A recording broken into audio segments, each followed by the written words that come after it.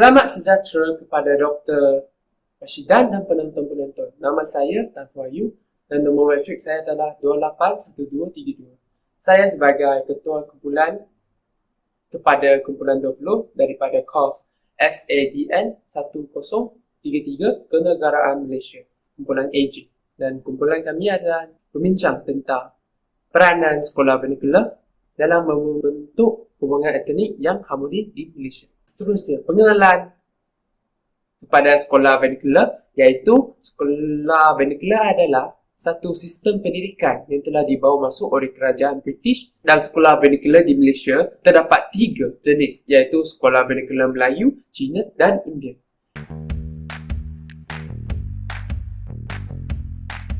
Saya Nur Syairah Afika binti Zainal, nombor kad matrik 281258. Sistem pendidikan vernacular wujud semasa pemerintahan kerajaan British. Pada awalnya, pihak British tidak berniat untuk mewujudkan sistem pendidikan di Tanah Melayu. Tetapi atas desakan pembesar Melayu iaitu Sultan Negeri-Negeri Melayu Bersekutu, British bersetuju untuk memberikan pendidikan di Tanah Melayu. Walau bagaimanapun, pendidikan yang diluluskan oleh pihak British hanya setakat pendidikan rendah sahaja. Hal ini kerana pihak British tergugat sekiranya rakyat menerima pendidikan yang lebih tinggi. Sistem pendidikan yang diperkenalkan menggunakan dasar pecah dan perintah. Melalui dasar ini, kelompok yang besar dipecahkan menjadi kelompok yang lebih kecil. Sebagai contoh, kaum Melayu telah dipisahkan daripada kaum Cina dan India. Pendidikan vernacular adalah sistem pendidikan yang menggunakan bahasa ibunda sebagai bahasa pengantar. Misalnya, sekolah vernacular Melayu menggunakan bahasa Melayu, sekolah vernacular Cina menggunakan bahasa Mandarin, dan sekolah vernacular India menggunakan bahasa Tamil. Kurikulum setiap jenis sekolah juga adalah berbeza dan tidak seragam. Sekolah vernacular Cina menggunakan buku teks, silibus pelajaran dan guru yang didatangi khas dari tanah besar Cina. 5 aliran sekolah yang berbeza telah wujud sewaktu sistem vernacular ini dijalankan. Selamat sejahtera, nama saya Tu Jiayi. Nombor matriks 282663. Saya akan membentang tentang faktor sekolah vernacular wujud dan menyebabkan pembatalan kaum Malaysia. British mengadakan cara berjalan pemerintah telah menyebabkan Malaysia sukar untuk membentuk hubungan etnik. Pada zaman pemerintahan British telah membawa masuk banyak pekerja asing yang dari China, India, Indonesia dan sebagainya. Kaum Cina masuk ke Tanah Melayu secara besar-besaran kerana keadaan politik dan sosial negara Cina pada masa itu. Dan juga peluang pekerjaan yang banyak di Tanah Melayu. British asing tempat tinggal pekerja asing dan penduduk mengikut kegiatan ekonomi. Contohnya, kaum Cina tinggal di kawasan bandar manakala kaum India diletakkan di kawasan peladangan yang terletak di luar bandar. Masalah ini telah menyebabkan penduduk Tanah Melayu sukar untuk bekerja sama. Penduduk yang tinggal jauh antara satu sama lain sukar untuk menerima agama lain dan budaya lain. Pada masa itu, orang Melayu membentuk sekolah untuk menyebar ajaran agama Islam, manakala sekolah Cina dan sekolah India yang dibentuk oleh orang Cina dan India juga membuat penyebaran ideologi agama dan budaya sendiri. Selepas jajahan Jepun, satu masalah yang terbesar di dunia adalah masalah komunis. Masalah ini juga adalah satu masalah yang penting. British ingin memberi kemerdekaan kepada Tanah Melayu. British ingin membentuk satu negara demokratik. Oleh itu, British ingin memberi kemerdekaan kepada Tanah Melayu atas sebab semua penduduk di Tanah Melayu boleh bekerja sama. Sebab-sebab ini menyebabkan sekolah vernacular masih diteruskan kerana sebahagian penduduk yang tinggal di luar bandar kebanyakan adalah penduduk secara berkelompok yang kecil dan mempunyai agama bangsa yang sama. Oleh itu, sekolah vernacular tidak dipupuskan.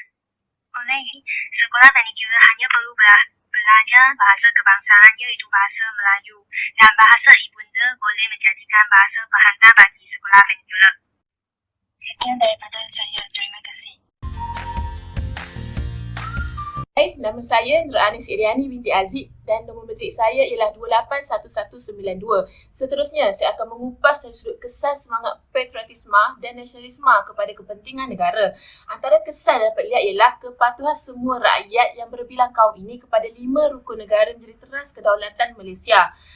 Selain itu, masyarakat berbilang bangsa dan agama sudah tinggal di kawasan yang sama dan saling menghormati perbezaan tanpa wujud apa-apa isu yang negatif. Dalam hal ini, turut memberi kesan yang baik kepada politik negara, terutamanya dalam urusan mentadbir akan menjadi lebih mudah apabila keharmonian rakyat yang kukuh.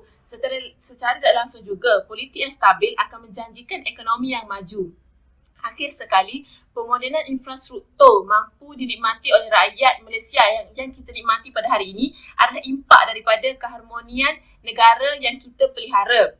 Hal ini dapat dibuktikan apabila Menara Berkembar Petronas telah direkodkan sebagai bangunan berkembar tertinggi di dunia. Jelaslah bahawa impak kematangan masyarakat dalam meraihkan semangat patriotisme dan nasionalisme ini, Malaysia menjanjikan dan melayakkan Malaysia untuk mengorak langkah berdiri sama tinggi, duduk sama rendah dengan negara-negara terkemuka yang lain. Terima kasih. Nama saya Tan Zian yang berpegang nombor matrik 281264. Sekolah vernacular yang dibawa ke negara kita semasa penjajahan British telah memberi banyak kesan kepada negara kita. Selain daripada kesan dalam nasionalisme dan patriotisme, sekolah vernacular juga memberi kesan dalam pembinaan negara dan bangsa. Kesan yang pertama dalam pembinaan negara dan bangsa adalah bahasa kebangsaan negara kita semakin dipinggirkan. Untuk pengetahuan semua, pada tahun 1963, Akta telah dikeluarkan bahawa bahasa Melayu diangkat sebagai bahasa kebangsaan di Malaysia. Tetapi sekolah vernacular hanya menggunakan bahasa ibunda sendiri dalam pembelajaran dan juga berkomunikasi.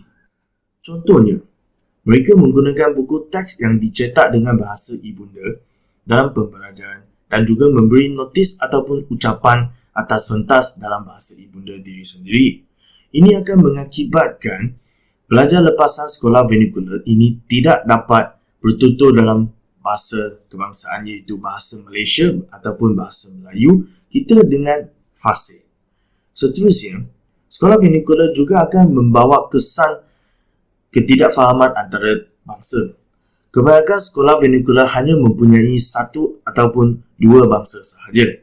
Oleh itu, mereka yang belajar di sekolah vernacular kurang berkesempatan untuk berkenalan dengan pelajar yang berbangsa lain. Ini akan menyebabkan mereka tidak dapat mengetahui tentang budaya kaum lain dan mengakibatkan perselisihan fahaman antara kaum dan pergaduhan semasa hidup di suasana yang sama. Saya akan terangkan langkah-langkah untuk mengharmoni hubungan etnik di Malaysia. Langkah pertama iaitu memupuk sifat harmoni, toleransi ataupun perpaduan kepada murid-murid pada peringkat sekolah rendah. Daripada situ, sifat-sifat yang telah diwujudkan ataupun dilahirkan pada waktu yang kecil akan mengekal dengan kita sepanjang hidup. Dan daripada situ, kita boleh menambah program ataupun kursus kepada guru-guru di institusi IPG. Dan langkah seterusnya adalah kita boleh membeli teknik ataupun pengetahuan psikologi dan teknik untuk memerhati refraksi mikro kepada guru-guru supaya mereka mendapat satu teknik untuk memupuk ataupun memerhati pelajar dengan menggunakan keputusan yang sepatutnya untuk membantu melahirkan sifat-sifat yang bagus. Dan langkah yang terakhir adalah sekolah wawasan. Sekolah wawasan ini telah di bawah gagasan Satu Malaysia iaitu meletakkan 3 jenis sekolah vernacular itu di satu tempat dan di situlah tujuan untuk memupuk perpaduan antara golongan etnik dan menambah persefahaman antara mereka supaya melahirkan semangat-semangat perpaduan dan mengharmonikan hubungan etnik.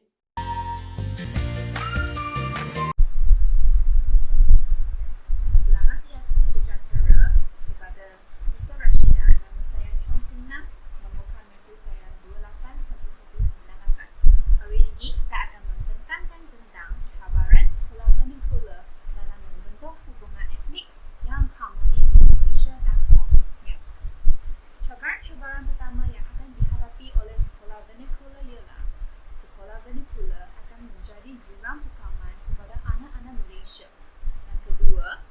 Menggunakan bahasa ibunda dalam pelajaran akan menyebabkan pendidikan Malaysia bercabang.